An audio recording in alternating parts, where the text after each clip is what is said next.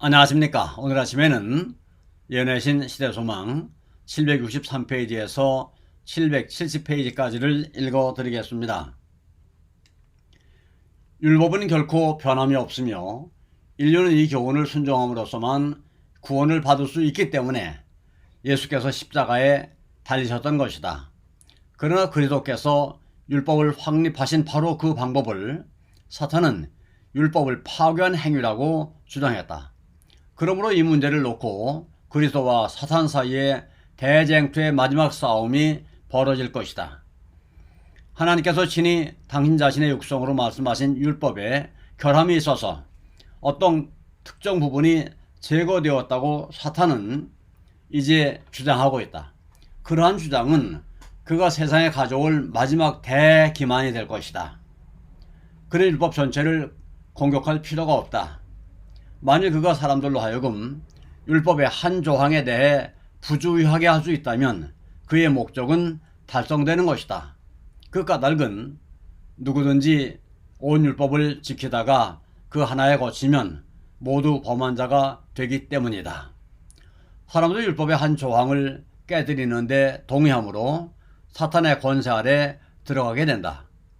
사탄은 하나님의 율법을 인간의 법으로 대치시킴으로써 세계를 지배하고자 할 것이다. 그런 일이 예언되어 있다. 사탄을 대표하는 큰 배교자의 권세에 대하여 그가 장차 말로 지극히 높으신 자를 대적하며 또 지극히 높으신 자의 성도를 괴롭게 할 것이며 그가 또 때와 법을 변개코자 할 것이며 성도는 그의 손에 붙인 바 되리라고 발표되어 있다. 사람들은 틀림없이 하나님의 율법을 대항하기 위하여 자기들의 율법을 제정할 것이다.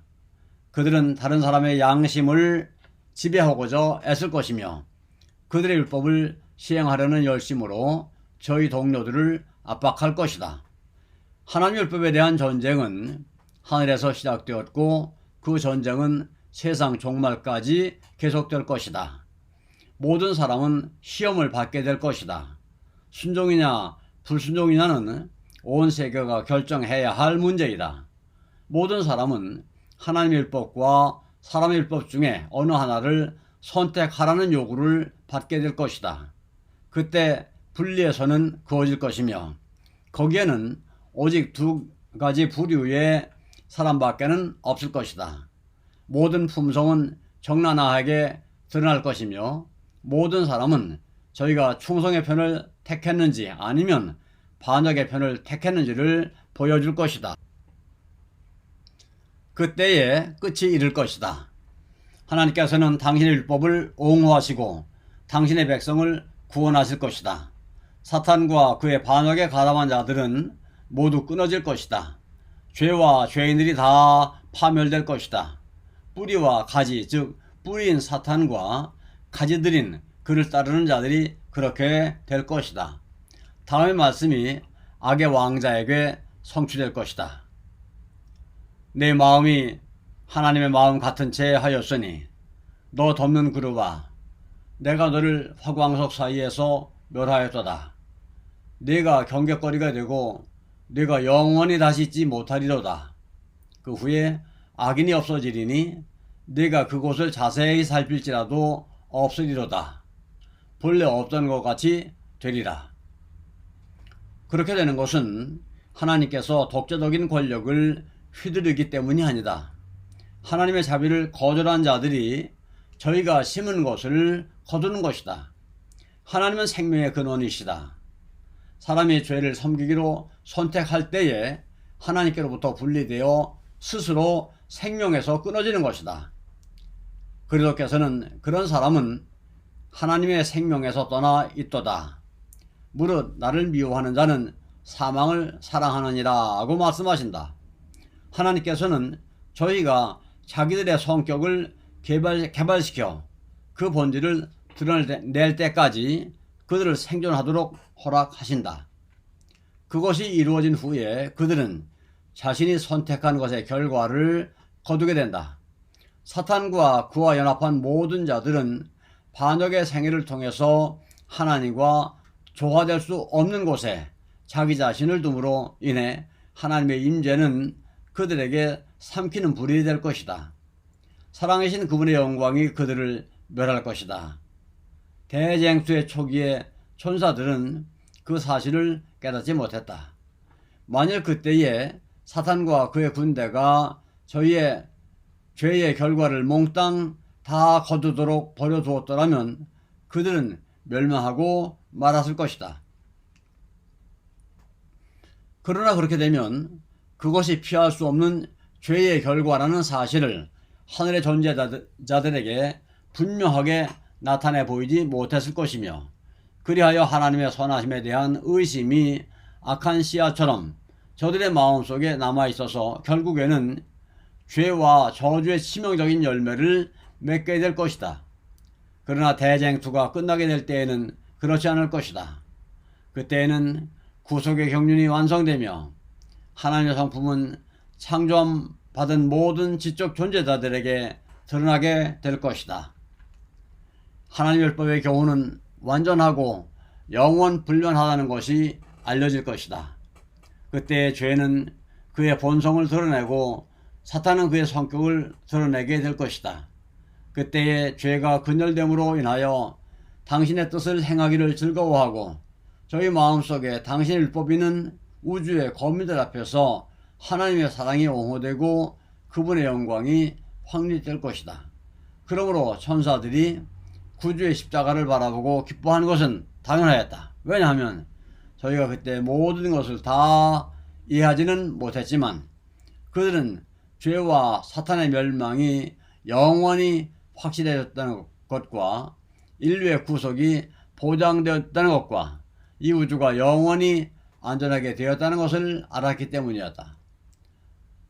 그리스도 자신은 갈바리에서 이루신 희생의 결과를 충분히 이해하셨다. 그분은 이 모든 것을 내다보시고 십자가 위에서 다 이루었다고 부르짖으셨다.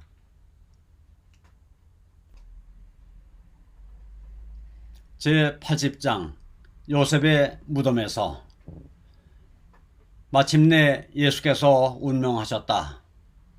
수치와 고통의 긴 날은 끝났다.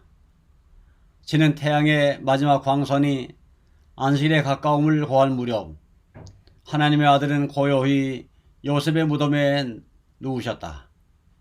자기 사업을 완전히 마치시고 당신의 손을 평안히 접으신 채 그분은 안식일의 거룩한 시간 동안 편히 쉬셨다.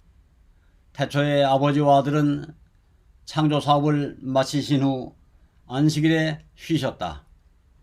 천지와 만물이 다 이루었을 때에 창조주와 온 하늘의 거민들은 영광스러운 광경을 보고 기뻐하였다. 그때에 새벽별들이 함께 노래하며 하나님의 아들들이 다 기쁘게 소리하였었느니라. 이제 예수께서는 구속사업에서 잠시 쉬셨으며 비록 이 세상에 있는 예수님을 사랑하는 자들에게는 슬픔이 있었지만 하늘에는 기쁨이 있었다. 미래에 대한 약속은 하늘 거민들의 눈에 영광스러웠다. 회복된 창조물, 즉 구속받은 인류는 죄를 정복했으므로 다시 타락할 수 없을 것이다. 하나님과 천사들은 이것이 그리스도께서 이루신 사업에서 흘러나오는 결과임을 보았다. 예수께서 쉬신 이날은 이런 광경들과 영원히 연결되었다. 그것은 그의 공덕은 완전하고 무릇 하나님의 행하시는 것은 영원히 있을 것이기 때문이다. 하나님이 영원전부터 거룩한 선지자의 입을 의탁하여 말씀하신 바 만유를 회복하실 때가 올 것인데 그때에도 역시 창조 당시의 안식일, 곧 예수께서 요셉의 무덤 속에서 쉬시던 그날이 휴식과 기쁨의 날이 될 것이다. 하늘과 땅은 매 안식일 함께 찬양하고 구원받은 민족들은 하나님과 어린 양에게 즐거운 예배를 드릴 것이다. 십자가에 못 박히셨던 날 마지막 사건들 중에서 예언의 성취에 대한 새로운 증거가 주어진 바 되었으며 그리스도의 신성에 대한 새로운 증언이 있었다. 어둠이 십자가에서 거치고 구주의 임종의 부르짐이 있은 직후에 이는 진실로 하나님의 아들이었도다 라고 말하는 다른 음성이 들렸다. 이 말은 작은 소리로 한 것이 아니었다.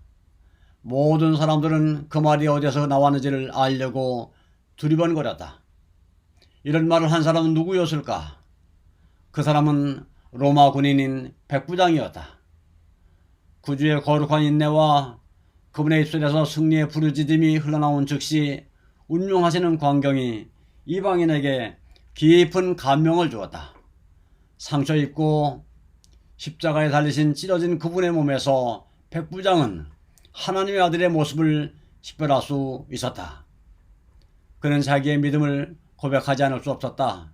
그리하여 우리 구주께서는 자기 영혼의 수고한 것을 보게 되시리라는 증거가 다시 주어졌다. 예수님께서 운명하신 바로 그날에 전혀 다른 세 사람이 그들의 믿음을 고백했는데, 한 사람은 로마의 수비대를 지휘하던 사람이었고, 또 한 사람은 구주의 십자가를 지고 간 사람이었고, 또 다른 사람은 주님의 곁에서 십자가에 달려 죽은 강도였다. 아멘. 감사합니다. 오늘 아침 여기까지 읽어드렸습니다.